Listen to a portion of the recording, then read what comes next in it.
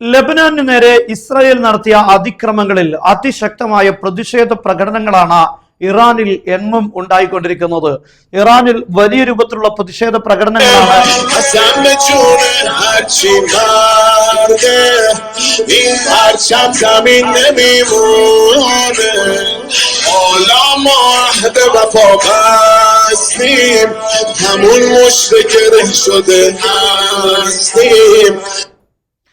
ലബനാനു നേരെ അതിക്രമണം നടത്തിയ ഇസ്രായേലിനെ ശക്തമായ ആക്രമണത്തിലൂടെ പരാജയപ്പെടുത്തണമെന്ന് പ്രഖ്യാപിച്ചുകൊണ്ടാണ് ഇറാനിൽ ആയിരക്കണക്കിന് ആളുകൾ രംഗത്തിറങ്ങിയിരിക്കുന്നത്.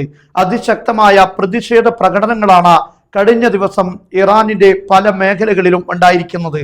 ഈ പ്രതിഷേധക്കാർ ഒന്നടങ്കം ഒറ്റക്കെട്ടായി പറയുന്നത് ഇസ്രായേൽ വെടിനിർത്തൽ ലംഘിച്ചിരിക്കുകയാണ്, ഇസ്രായേലിനെ പാഠം പഠിപ്പിക്കണം, ഇറാൻ ശക്തമായ യുദ്ധത്തിലേക്ക് കടക്കണം എന്നാണ് ഇറാനിൽ നിന്നുള്ള ആളുകളുടെ പ്രതിഷേധ പ്രകടനത്തിൽ പങ്കെടുത്ത ആളുകൾ മുദ്രാവാക്യം ഉന്നയിച്ചിരിക്കുന്നത്. യഥാർത്ഥത്തിൽ ഇറാനകത്ത് ശക്തമായ പിന്തുണയാണ് ഭരണകൂടത്തിന് ഉണ്ടായിരിക്കുന്നത് എന്നാണ് ഇത് സൂചന നൽകുന്നത്. യഥാർത്ഥത്തിൽ ഇറാനെതിരെയല്ല ഈ ആക്രമണം ഉണ്ടായിട്ടുള്ളത്, അതേസമയത്ത് ലബനാനു നേരെയാണ്. എങ്കിൽ പോലും ഇറാന്റെ സഖ്യകക്ഷികൾ അല്ലെങ്കിൽ ഇറാന്റെ നിയന്ത്രണത്തിലുള്ള വിഭാഗങ്ങൾ എന്ന രീതിയിൽ ഹിസ്ബുള്ളക്കെതിരെ നടത്തിയ ആക്രമണങ്ങൾക്ക് പോലും ശക്തമായ മറുപടി നൽകണം ഇറാൻ എന്നാണ് പ്രതിഷേധക്കാർ പറയുന്നത്. പൂർണ്ണമായും ഇറാനെ സപ്പോർട്ട് ചെയ്യുന്ന രീതിയാണ് ഇറാനിൽ നിന്ന് നമുക്ക് കാണാൻ സാധിക്കുന്നത്.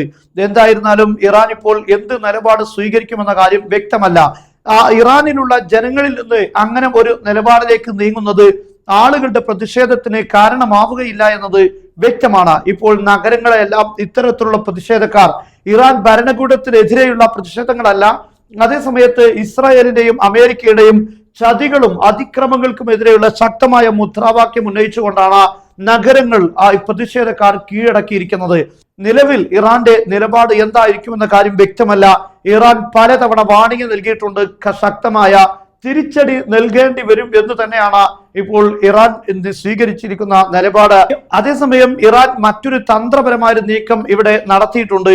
ഇസ്രായേൽ ലബനാനിൽ ആക്രമണം നടത്തിയതിന് പകരം സൗദി അറേബ്യയിലും UAE-യിലും കഴിഞ്ഞ രാത്രി, അതായത് വെടിനിർത്തൽ കരാർ നിലവിൽ വന്നതിന് ശേഷവും ശക്തമായ മിസൈൽ ആക്രമണം ഇറാൻ നടത്തിയിരിക്കുകയാണ്. കാരണം അമേരിക്ക, ഇസ്രായേൽ, ഇറാൻ തമ്മിലുള്ള കരാറുകളിൽ ലബനാൻ ബാധകമല്ല എന്നാണ് ഇസ്രായേൽ പ്രധാനമന്ത്രി ബെഞ്ചമിൻ നെതന്യാഹു പറഞ്ഞിട്ടുള്ളത്. എന്നാൽ ആ കരാറുകളിൽ സൗദി അറേബ്യയും UAE-യും ഇൻക്ലൂഡ് അല്ല എന്ന സൂചന വ്യംഗ്യമായെങ്കിലും ഇറാൻ നൽകുന്നതാണ് ഇതിലൂടെ കാണാൻ സാധിക്കുന്നത്.